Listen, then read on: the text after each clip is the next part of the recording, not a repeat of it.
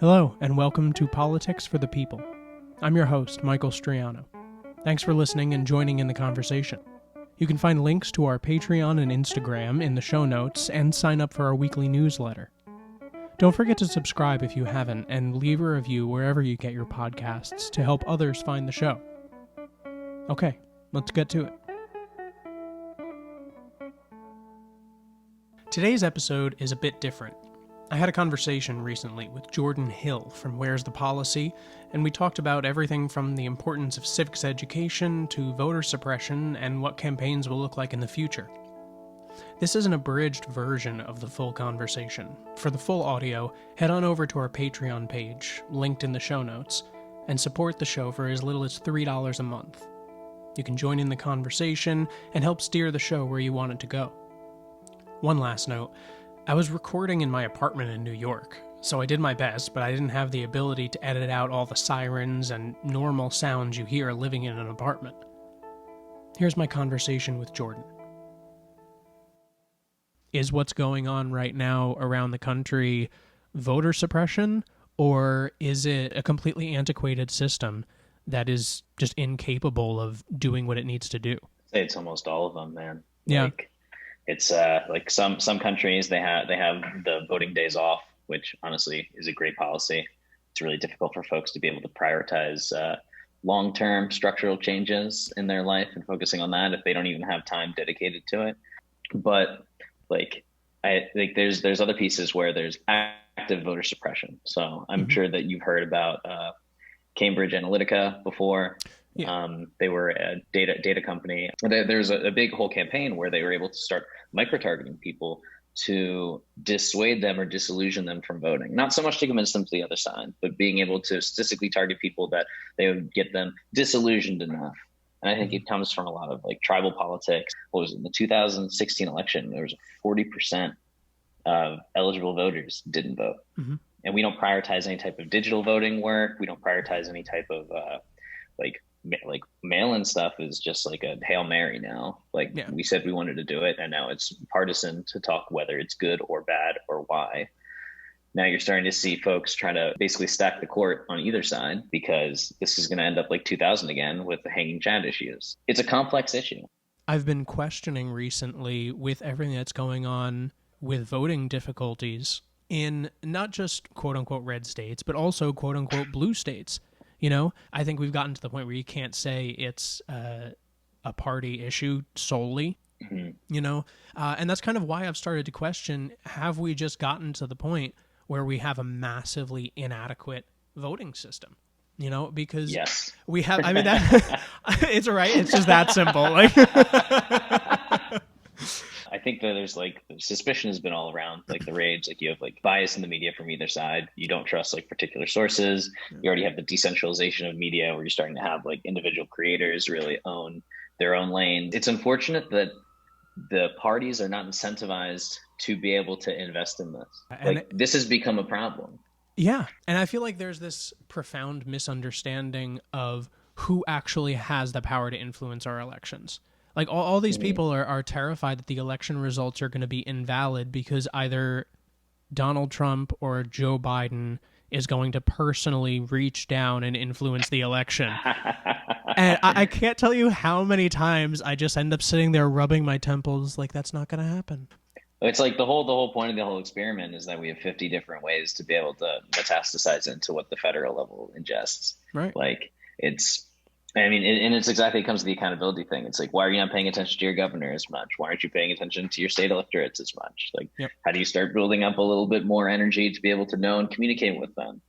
And even before that, it starts with why are you so hesitant to fill out the census? Mm-hmm. You know, and then that starts the whole appropriations conversation and everything, which is a massive thing that I always get into with people.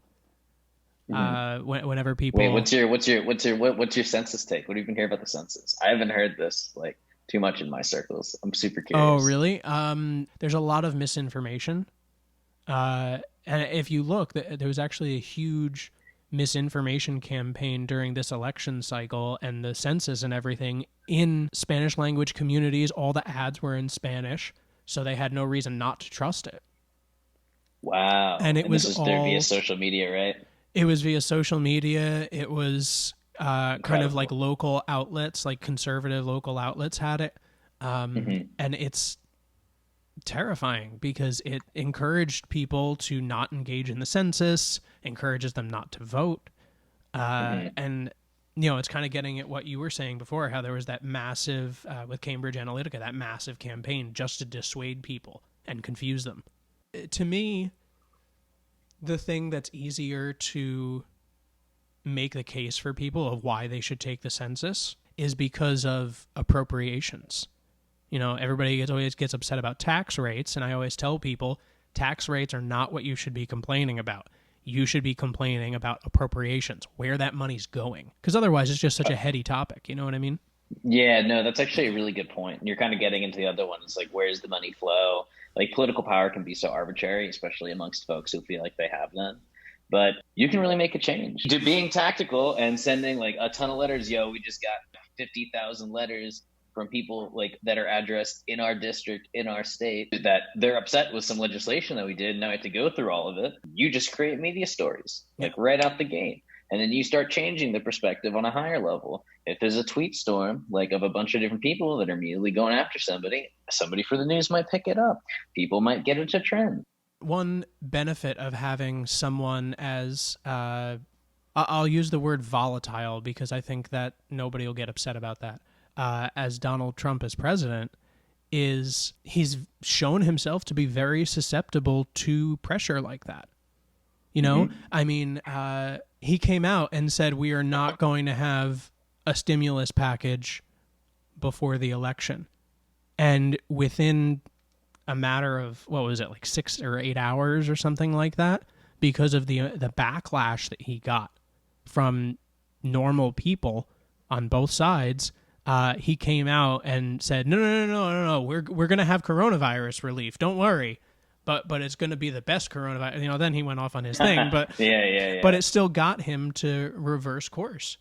And that's, I mean, just the epitome of people using the power in their hands. And because we have these things in our pockets, we have a direct line that we've never had before to talk with these people. And it's crazy, but he's not even the right person to talk to about that. It's Oh, either no. Mitch McConnell or Nancy Pelosi. Yep. Like depending on which bill that you want passed, of course. Like, I mean, even but then, there's still, and I'm curious to hear your take on this. There are a group of representatives and senators who are very moderate and are trying to find some middle ground between the two bills. mhm. And then it seems like whatever they come up with, Nancy Pelosi arbitrarily says it's not enough, and Mitch McConnell arbitrarily says we're not doing anything. So it's the So big heady piece where they're only thinking about the election, and then everything comes downstream from there. yeah, it still Like, surprises me though, because like, isn't passing something going to help you in the election? You know what I mean? Like when the country so desperately needs it. it's just like out of touch, and they know that they won't be held accountable. Mitch has a Yeah. strong base there. Like he's getting dogged in his district for Mhm. once, but I Yeah. think he's still probably going to win based on projections. Yeah. And then It's you got difficult to believe that he's going to lose. Nancy's in a stronghold, and she's like there's like a ton. Every politician is pretty much hypocritical. But Mhm. you need to create better accountability loops so people can be better conduits. These folks are not acting as conduits for the needs of people, Yeah. and that comes with better accountability. So you guys talk on your website about an equitable society, and Hmm. using that as a reason really to hold your representatives accountable, to push for that legislation. Um, I guess my first question is, do you think that that's possible? I think it's possible, but it's like happiness, right? It's not a place. It's what you have to consistently strive for every day. Mm. And it's in always having that light that you're going towards and like focusing a lot of your actions that you then introduce like more equitable policy, more equitable environments, and start creating areas in which for people to foster. and then that'll just increase over time. You can't just be steady state.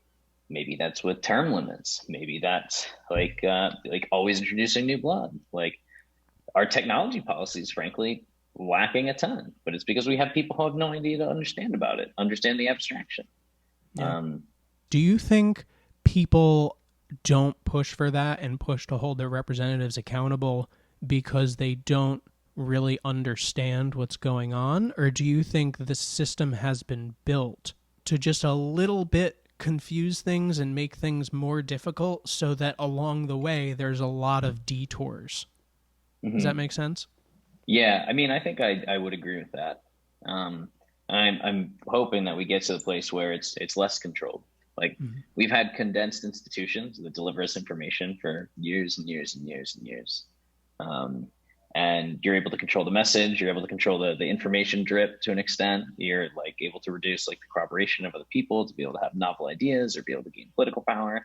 And when they have gained political power, there's been assassinations, there's been defamations, there's been almost everything to be able to contain that narrative. And it's just like you have to think back from like the main brass taxes, like down to, okay, no, actually we should focus on these small pieces. This one part, like you start biting off small pieces. This person who claims to represent me isn't actually taking action on the things that I'm complaining about, I'm crying about. You see people frustrated. Like these protests are specifically fueled by frustration and a lack of change in the system. Like, why is there no accountability? Like, and this is what born a lot of the stuff that we've been working on is just what, like, why is there no actual change? It's been this thing happened 4 years ago. Yeah. Like where this came from. People are just upset. And it's not being catalyzed in a way that's affecting the people who actually have the power to change it. And then it just becomes at their level, it becomes partisan. As soon as they can swack the racket the other way, it's not their problem anymore, but it is. So how are you doing that? The way that we're really trying to go at it is just being able to give information to all folks. Who are the people that represent you, and being able to find the quickest way to interact with them. So what we've done with Where's the Policy is we've created a website that basically you can go in, put in your zip code, and you'll immediately get all of your federal representatives, your senators, your governor, and your representative, your House of Reps. And then we provide you their Twitter accounts. We provide their whether up for election or not. We provide whether and their emails and even their housing address or where their organization receives letters. Because one of the biggest ways that you can be able to do this is publicize and communicate. And being able to do coordinated strategies with that will apply pressure. It's understanding like the tools of the trade. You can even talk with strategists on other sides of the court to be able to say, what are things that you guys use to influence the vote? Because like honestly, knowing the other side of the political machines for right or left also informs you of what's going on here. What are the levers that I can pull to either gunk up or empower their operations if I believe in it? Because it's not always as cut and dry as just going to vote. No, it's just it's where you start. That idea was really embraced by certain communities. I'm thinking of people like the Tea Party, who really got that grassroots movement, and they said, okay, these are the things we need to hit. This is why we have to hit those things, and then that'll be the impetus for the change that we want. You know what I mean? Whether or not you agree with them politically, that's what they did. One reason that I think it's interesting to look at how things are structured is because you can end up agreeing on a lot more than you realize with people on opposite sides of the spectrum. Like, I know people who are staunch on the left and staunch on the right, and they'll agree that we need term limits. And this goes back to your point that you made before about our systems being created to keep us in the dark to an extent. Like a lot of the political conversation now, it's like, oh wow, you're a Republican, you're a racist Nazi, oh you're a Democrat, you're a communist. Like those generalizations immediately don't get you to talk about specific core policies and specific things that are then the checklist of, did you do a good job from what I sent you to Washington to do? You always have to read from both sides, even if you despise like the article.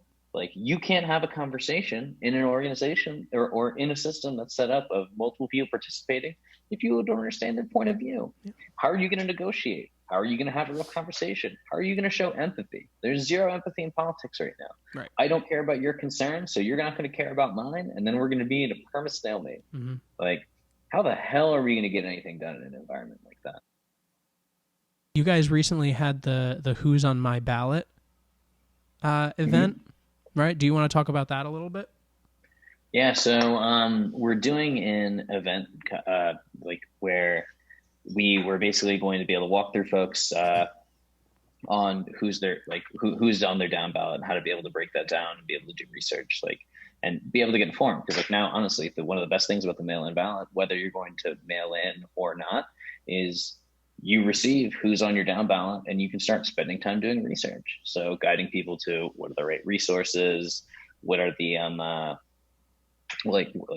where you can find it, how to be able to do your own diligence and empower yourself to make an intellectual decision. Because like when I started voting, when I turned 18, like I went in there and I was like, oh, whoa, who are all these folks? But then you have to like, you get the subtext headline wording of each proposition with like 8 knots in there. So you're like counting on your hand of like, is this pro or against? Yep. Like I have people who I've never heard of. There's state people that I need to vote for. Yeah.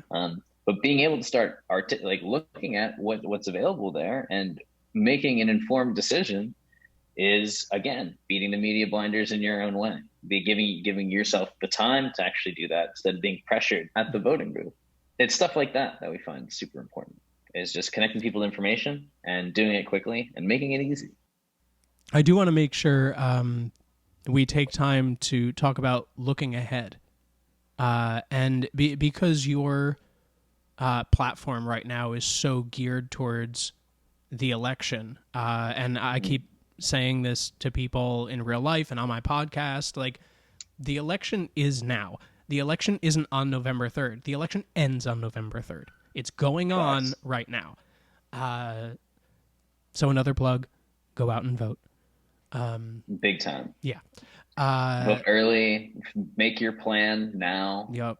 Figure out where you need to go to vote, research your down ballot, understand the positions of folks that are involved, understand and if you can, try to understand like the metapolitics of it. All representatives are on the ballot, all 435. There are 35 senators that are up for re-election. So if you're upset that the Senate's Republican, if you're not upset that it's Republican, like, figure that out. Understand like what's being gated by them and whether and how you're going to be able to change that architecture.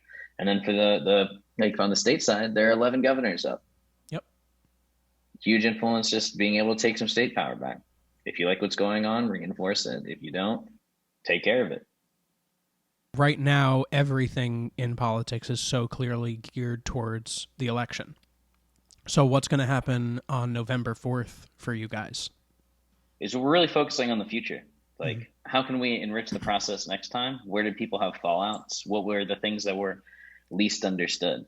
So that includes talking to people who voted, talking to people from our network outside. Feel free to reach out to us. Just getting a better understanding of what are things that you weren't as clear on beforehand. There's not much that we can do in the process to be able to focus on like how people behind the curtain in the election booth are going to operate. We're going to be doing some advocacy depending on how the cards fall, whether this goes to Supreme Court, whether this ends up going to some electoral body that needs to be able to take a vote in a particular way to determine how things are processed. I'm not sure. I think a lot of folks are worried about that, but it's being a reactive mindset. But for a long-term stance, it's going to be, what more information can we provide? The only way to get more empowered is doing your own research. And you can't do it all. We can't do it all. But being able to provide efficiency in retrieving that information is key. Look, especially with the stuff that's been going on with the protests and stuff. So there's some sheriffs that are on the ballots. There are attorneys that are leading prosecutorial organizations that are on the ballots, and there's our smaller cycles that you can take advantage of. I think those are the biggest priorities for us.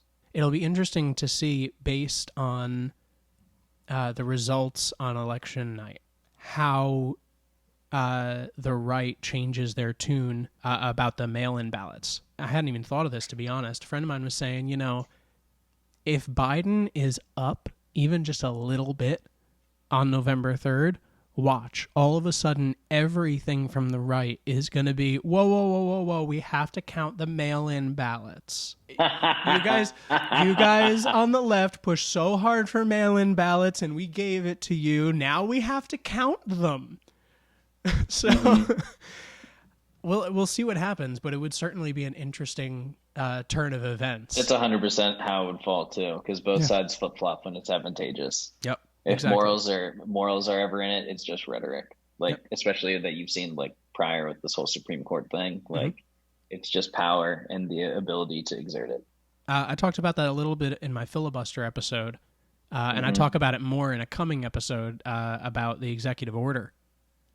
And both sides chastise the other for using the executive order, and then when power transfers, all of a sudden it's all they want to do. So, and it's literally been that. People think that that's a new thing. It has been that way since Thomas Jefferson won the presidency. Literally since the 1800 election. We've had that back and forth, and the 1800 election actually featured court stacking. This all feels so different, but is it really? It's just happening faster. Well, I mean, look, we have somebody who you can hear from literally the executive office 20 times a day because they're just typing on their phone and it goes to everybody. Like our cycle times for receiving, digesting, responding to information are so much smaller that these big cycles that used to happen before were like long and curated. Well, now it's less curated, way quicker, and way more people. Yeah. Is the norm now the president maybe not doing policy stuff on Twitter, but being more active on social media? Because President Obama 100%. did it a little bit. He's the one. He was the guy who broke into it. He's the grandfather of political social media. Like the Trump campaign copied off of the Obama campaign. Oh, even their door knocking strategy. They made. I'm pretty sure I read this somewhere that the Trump campaign made everybody that were part of their door knocking programs read Obama and Obama campaign's books. Really? On how to have a successful door knocking strategy. Oh, for all the shade that Trump throws at Obama, like he's taken so many plays out of his handbook. Totally. And it's worked. Yeah. Oh, every time. But it's the cheapest way to be able to get distribution and get your message out there is via social media if you have a following. Yeah. I mean, look at all these other folks that are jumping into the mix. It's cost effective. You have Ice Cube is being able to get start a national dialogue like a week before the election. You have AOC having like a crazy great social media game and really great branding strategies to be able to get her message out there. She's a hot ticket for the Democratic Party, and she's able to start getting her issues in policy. Because before, what was it? You have to go do all these different donor events, make deals with the devil, to be able to get money, to be able to then propagate your campaigns. It's just becoming much more accessible. And I think it's a very good thing as those skills get more democratized. So feel free to quote me in like 8 to like 12 years when we have our TikTok president, who's the best dancer in the world. Like, it's going to be great. It's going to be Lizzo. Oh, you think? I hope you realize that. It's totally going to be Lizzo. Totally going to be. She's such an underrated dancer. Such an underrated dancer. And she's brilliant. Right, I love Lizzo. I'll see you on her campaign then. Right? I will proudly be her communications director. I am completely unqualified. I hope that will not be a knock against me. It probably will. You got time to get your dancing up, my guy. Right. So that going back to what you were saying though, that's interesting. So do you think that social media becoming the new norm like that will actually help purify in some way the process, since you're taking all this there's this idea of dark money in politics, right? And to whom are our representatives beholden based on what backroom deals have they made? if that no longer exists, AOC couldn't possibly have made a background deal with anybody because she couldn't have gotten a meeting with anybody.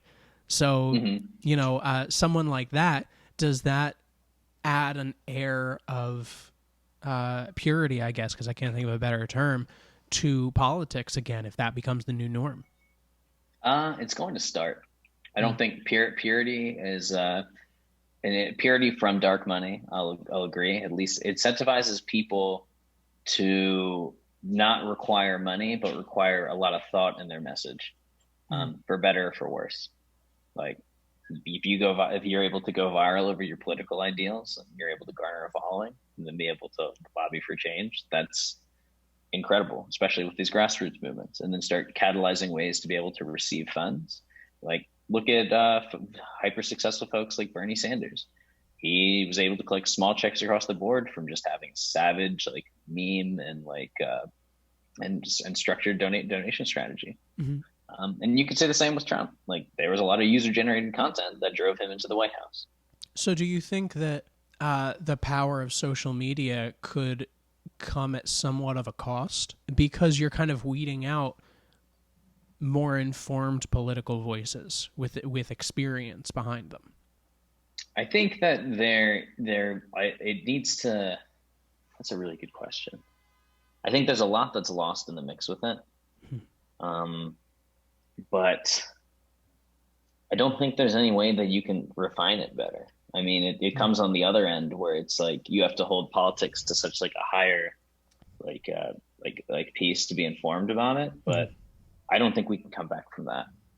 I think it's unfortunate that things might get minimized or boiled up out of like the actual like thought process, because you're sharing like the viral thoughts, not the successful thoughts. And the only way to counteract that is coming up with more data, more proof, more tangible comparisons than feelings. I think feelings are great for generalizing it, and we've now been able to democratize getting folks' opinions out there and getting new thoughts into the arena, and being able to democratize the getting both an audience and support group. But the thing that we would need to focus on is now the other boring half, which is how can we get money out of statistics and proof? Because a lot of people that are doing that now are like your Heritage Foundations, your Cato Institutes. I can't think of any liberal ones off the top of my head at the moment, but there's like a ton that there's a ton of organizations that are feeding all these facts. But like, what is it? Statistics lie. Yeah. Like, or can. So how do you find ways that you either open source it or democratize measuring policy efficiency so that people can be speaking the same language in terms of numbers as well? And then you can have that conversation. Does this rhetoric match what actually happens when we've deployed these things? So kind of in this world that we're talking about, where now social media has, because we're kind of talking in a hypothetical where social media has an even larger impact than it does now, or at least a more formalized impact, right? How do you think a website like Where's the Policy or a podcast like mine that's really geared towards education fits into that? Is anything different? Do we keep kind of plugging away at the same thing, or is it just the approach that changes? I think it's the approach, but also, like you mentioned, plugging away endurance. Having a stable resource that people can refer back to for particular types of questions is incredibly important. Like after the advent of Google, everybody goes to that to be able to search up almost anything, but then you get the diversity of all these different pieces. You have places like Ballotopedia where you can be able to go in, look at interesting parts, but it is a marketing and bridging problem. How do you find the right thing to go and look at? And then in the back of your mind, when you want to find more information, where do you go to get that information? It's like a much more precise version of the news problem, where it's like our generation, like before us, would be like, oh, what's going on in the world? Let me go watch Fox or CNN or whatever. That's not us anymore. Yeah. And I think the endurance part is key to provide an actual piece, but also supporting folks that are increasingly adding to that ecosystem, because you can't do it all, like you said. Right. So it sounds like you're almost talking about kind of building a community of educators. Is that something that has to happen for it to really work effectively, though, for the system to continue working effectively, do you think? I think so. I mean, we need a political reawakening. I think one of the big positive things about having Trump as president is that a lot of people got reawakened to their political affiliations. People care way more. I think what's going to be most interesting with this election is how many people didn't vote. Mm. Yeah, everyone is expecting record turnout. Exactly. And does that stay that way? Like, we have the opportunity to catalyze like an entirely new philosophical, like, political revolution just in terms of activity. More ideas, more people thinking about them, more people trying to experiment, more people trying to create a more open system. I think there's a ton of benefit to it. But it is in just building out that network of educators. Do you think it would be for the best if groups online came together and sort of assumed that responsibility? I think there's a huge net benefit because there's so much ground to cover, and being able to do it in concert with people that are all on the same piece, where it's like we're more about increasing political education, not for an end goal that's based on our partisan beliefs, but just for a better interaction with like our system is key.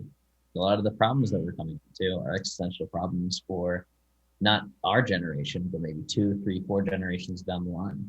But hey, you got to keep positive through it all. Like, the one thing that you can have through like the ridiculousness that is this time period right now is perseverance.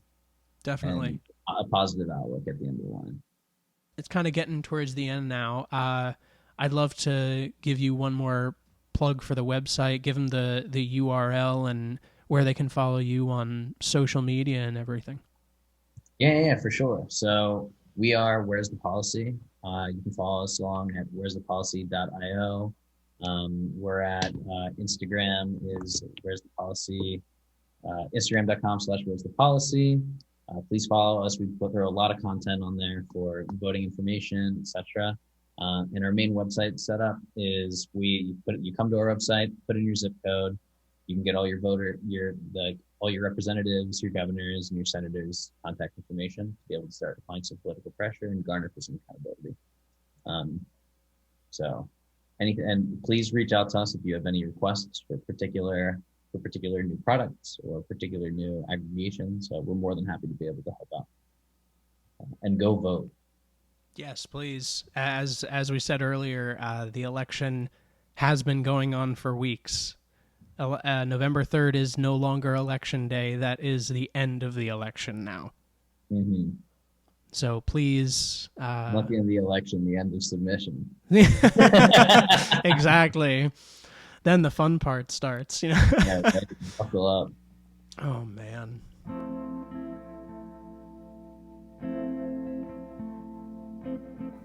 Thank you to Jordan, and as always, a special thank you to our patrons on Patreon. Again, if you want to hear our full conversation, head on over to our Patreon page, linked in the show notes, and become a supporter of the show. Check out Where's the Policy on Instagram and their website, which I'll have linked in the show notes as well. I really encourage you to check it out, whether or not you've already voted. They have some great information, and I'm sure you know a friend or family member who hasn't cast their ballot yet and would benefit from taking a look. Thanks for listening, and make sure you're subscribed so you don't miss next week's episode. We'll take a look at the executive order, where it came from, how it's used, and how it affects our everyday lives.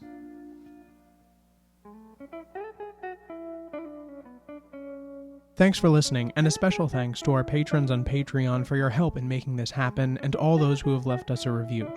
Be sure to check out the show notes, where you can sign up for our weekly newsletter and follow us on Instagram at Politics for the People Podcast. Want to help shape the conversation, have a say in episode topics, and get exclusive content, including early access to episodes and live conversations with me? Check the show notes, head on over to our Patreon page, and subscribe for as little as $3. We'll see you Wednesday with our newsletter, and Friday with a brand new episode. Take care.